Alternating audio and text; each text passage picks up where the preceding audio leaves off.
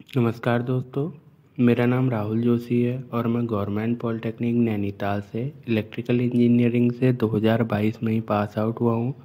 बीच में मैंने कई सारी वीडियो गवर्नमेंट पॉलिटेक्निक की डाली थी, तो उसमें लोगों की कमेंटें आती है जो नए लोग हैं कि सर वहाँ पे हॉस्टल फैसिलिटी क्या है, ब्रांचें कौन कौन सी है, कितनी रैंक चाहिए या हमें रूम चाहिए होगा तो उसके लिए क्या है। तो मैं आपको इस वीडियो में क्लियरली ब्रांच के बारे में, रैंक और रूम और हॉस्टल फैसिलिटी क्या है, सारी चीज़ें बताने वाला हूँ। वीडियो को लास्ट तक आप देखिए, आपको सारी डिटेल इस वीडियो में दी जाएगी, तो प्लीज़ लास्ट तक बने रहिए आप। हाल ही में अभी गवर्नमेंट पॉलिटेक्निक का एग्ज़ाम हुआ है, तो कल या परसों से शायद काउंसलिंग स्टार्ट होने वाली है और कई सारे नए लोग गवर्नमेंट पॉलिटेक्निक नैनीताल में भी आएंगे। तो उससे पहले देखिए कि गवर्नमेंट पॉलिटेक्निक नैनीताल कॉलेज है कहाँ पे। अगर आप भवाली हल्द्वानी के रास्ते आ रहे हैं या वहाँ के रहने वाले हैं, तो आपको तल्लीताल बस स्टैंड पे आके रिक्शा करके आप मल्लीताल आ सकते हैं। मल्लीताल से आप सीधा ऊपर जाके हाई कोर्ट के रास्ते आप गवर्नमेंट पॉलिटेक्निक पहुंच सकते हैं। और जो लोग काला डूंगी वगैरह के रास्ते आ रहे हैं, तो बारह पत्थर से होते हुए हिमालय दर्शन पंगूर रोड पे आपका गवर्नमेंट पॉलिटेक्निक नैनीताल पड़ता है। तो चलिए अभी हम बात कर लेते हैं कि गवर्नमेंट पॉलिटेक्निक नैनीताल में कौन कौन सी ब्रांचें हैं और उनके लिए आपको कितनी रैंक आपकी होनी चाहिए, क्योंकि ये क्वेश्चन सबसे ज़्यादा लोगों का रहता है कि कितनी रैंक में कौन सी ब्रांच मिल जाएगी हमें। तो पहले ब्रांच की बात करते हैं। वहाँ पे electrical engineering, mechanical engineering, civil, electronics, IT, pharmacy और एमओएमएनएसपी ब्रांच है। तो अब इन ब्रांचों को आपको एडमिशन लेने के लिए कितनी रैंक होनी चाहिए आपकी।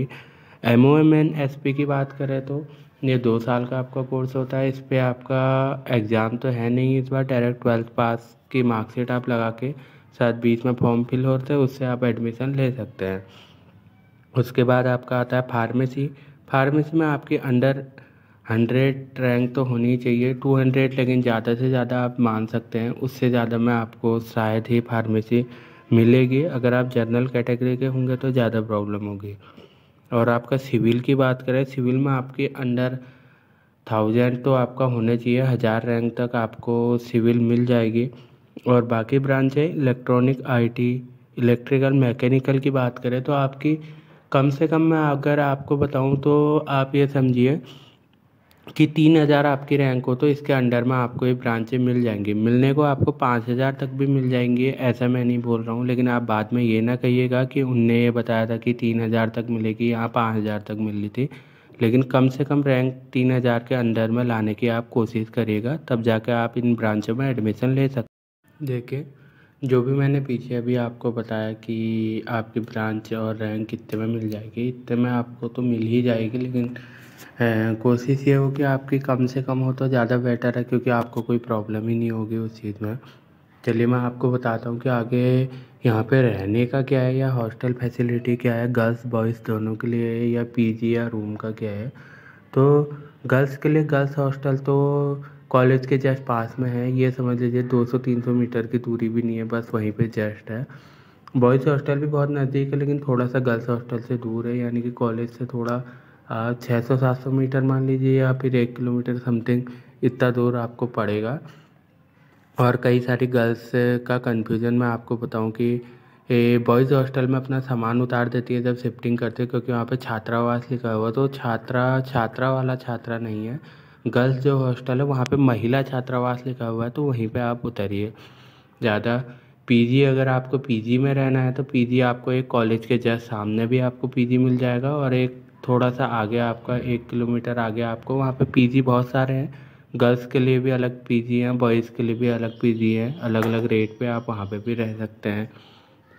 और अगर आपको उस पर भी नहीं रहना, अगर आपको रूम लेना है तो रूम भी आपको वहाँ पे अवेलेबल हो जाएंगे, लेकिन रूम का चार्ज अगर आप मान के चलिए 3000 आप मिनिमम समझिए। अगर आपको कैसा भी रूम है, सिंगल रूम भी है, तो 3000 रुपये में आपको रूम वहाँ पे कम से कम मिलेगा। ज़्यादा 4000, 5000, 6000 हो तो आपको पता ही है रूम का, कहीं तक भी जा सकता है। और आपको अगर रूम वहाँ पे लेने आप मार्केट में भी ले सकते हैं, लेकिन मार्केट से आपको कॉलेज आने में चढ़ाई पड़ेगी, इसलिए आप शेरवानी, रुकुट कंपाउंड, धूपकोटी, बोरा पॉइंट या 7 नंबर साइड आप अपने रूम ले सकते हैं। अगर आपको रूम लेना है। ज़्यादा कॉलेज में आपको कैंटीन भी मिल जाती है, कैंटीन में चाय समोसा पराठे वराठे अगर आपको वहाँ पे खाना है तो वो भी आपको वहाँ पे मिल जाता है। आई होप कि यहाँ तक आपको सारी चीज़ें समझ में आ गई होंगी। अब कॉलेज की अगर बात करें तो आपका सेमेस्टर वाइज आपके एग्ज़ाम होते हैं, यानी कि आपके 1 साल 2 सेमेस्टर 6 महीने का 1 सेमेस्टर, तो आपके सेमेस्टर बाई सेमेस्टर एग्ज़ाम होते हैं। लेकिन जो लोग फार्मेसी वाले होंगे, फार्मेसी वालों को डायरेक्टली 2 साल का फार्मेसी आपका होता है और डायरेक्टली ईयरली आपके 2 एग्ज़ाम होते हैं। और कॉलेज की बात करें तो कॉलेज में आपको एनसीसी भी आपको मिलती है यहाँ पे, अगर आप लेना चाहते हैं या आर्मी लाइन में जाना चाहते हैं कहीं भी, तो गर्ल्स बॉयज़ दोनों के लिए है एनसीसी। और एनसीसी दोनों एनसीसी यहाँ पे आपको अवेलेबल है। आप आर्मी एनसीसी भी ले सकते हैं और आप अभी हाल ही में 1-2 साल पहले नेवल एनसीसी आई है, नेवल एनसीसी भी आप ज्वाइन कर सकते हैं और अपनी पढ़ाई के साथ साथ। ज़्यादा अगर प्लेसमेंट की बात करें, कई सारे लोगों को डाउट होता है कि प्लेसमेंट होता है क्या होता है क्या नहीं होता। तो प्लेसमेंट देखिए, नैनीताल पहली बात तो नैनीताल एक बेस्ट कॉलेज है सबसे, अगर बेस्ट कॉलेज में गिना जाएगा तो नैनीताल सबसे पहले आता है, क्योंकि काफ़ी समय पहले का भी कॉलेज है और प्लेसमेंट लगभग लगभग हो ही जाते हैं। अगर आप फाइनल ईयर में हैं, कंपनियां आपकी आती हैं तो आपको लेके जाती हों वो, और कहीं ना कहीं आपको अप्रेंटिस तो आपको कहीं ना कहीं उस समय करनी ही पड़ेगी। वो सारी चीज़ें तो उस समय हो जाती हैं। अभी आपकी मेन बात आती है कि पढ़ाई की, आप पढ़ाई क्या करते हैं। आपको बेस्ट तरीके से पढ़ाई करनी है, अपनी बैक लेके नहीं आनी है किसी भी सब्जेक्ट में, क्योंकि बैक लाते हैं तो उसमें बाद में प्रॉब्लम होती है, आपका बैक क्लियर होने में प्रॉब्लम होती है, कई सारी चीज़ें वहाँ पे आपका हो जाती है। और कॉलेज की बात करें तो कॉलेज में कई सारे इवेंट होते हैं। आपका स्पोर्ट्स होता है, आपका स्पोर्ट्स यानी कि एनुअल होता है। आप उसमें नीचे डीएसए ग्राउंड है, वहाँ पे हमारे कॉलेज के स्पोर्ट्स होते हैं और भी सारे कई सारे फंक्शन होते हैं। जैसे कि आपका नए लोग आते हैं, फ्रेशर पार्टी आपको वहाँ पे मिलती है, आप नए आते हैं, आपकी फेयरवेल होती है, आपका एनुअल फंक्शन होता है। आप वीडियोस देख सकते हैं कि किस तरीके से वहाँ पे प्रोग्राम होते हैं या किस तरीके से क्या चीज़ें होती हैं। मैंने कई सारी वीडियो इसमें अपलोड करी हैं, जैसे कि आपका फ्रेशर हो गया और आपके एनुअल फंक्शन हो गया, आपका फेयरवेल पार्टी हो गई, आपका ये सारी चीज़ें होती हैं। और आपको हाँ एक बात और बता दूं, आपको एनसीसी के बारे में मैंने आपको बताया था कि यहाँ पे आपको मिल जाती है। और अगर आपको एनएसएस लेना है, एनएसएस करना चाहते हैं तो आपको वहाँ पे एनएसएस भी मिल जाती है, आप एनएसएस भी ले सकते हैं।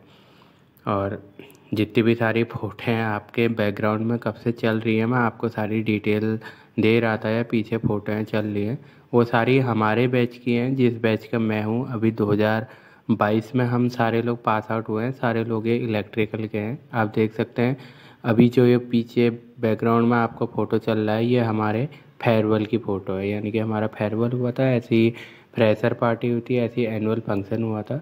तो आप बेस्ट तरीके से करिए। उम्मीद है कि आपको सारी डिटेल जो भी मैंने दी हैं वो पसंद आई होंगी या समझ में आई होंगी। अगर कोई डाउट होता है तो आप कमेंट करके मुझसे पूछ सकते हैं। चलिए, आप लोगों से कभी फिर मुलाकात होगी। नए लोगों के लिए ऑल द बेस्ट, अच्छे से करिए। आपके 3 साल हैं पॉलीटेक्निक के, पॉलीटेक्निक में आइए, अच्छे से करिए, क्योंकि 3 साल बाद फिर टाइम नहीं मिलता है। पढ़ाई भी करिए, पढ़ाई के साथ इंजॉय भी करिए, क्योंकि वो दिन लौट के आने वाले नहीं हैं। आप देख ही रहे होंगे, हमारी सारी फ़ोटोज़ देख रहे होंगे, ये सब यादें बन गई हैं। आप कोई दोस्त मिलने वाला है नहीं ऐसे, कभी किसी काम से मिला तो इसलिए इन्जॉय किए। अभी आप अकेले होंगे, कई सारे आपके दोस्त बनेंगे, इन्जॉय करोगे। 3 साल इन्जॉय करिए, मेमोरीज़ बनाइए, अपनी आराम से रहिए। तब तक के लिए आपको ऑल द बेस्ट, फिर मिलेंगे। और अगर आपका कोई डाउट हो तो आप कमेंट में मुझसे पूछ सकते हैं, ठीक है।